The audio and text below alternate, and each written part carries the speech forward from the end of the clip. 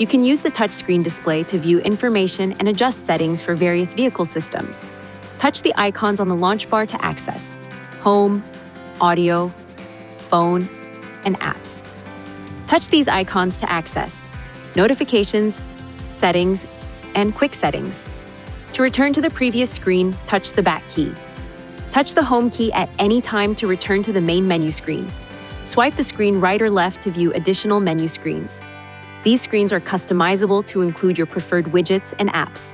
To customize the home menu screen, touch and hold any of the widgets, touch Add, then select the information you'd like displayed. You can touch this icon to remove a widget. Once you've made your selections, touch Save. Please see your Nissan Connect owner's manual for important safety information, system limitations, and additional operating and feature information.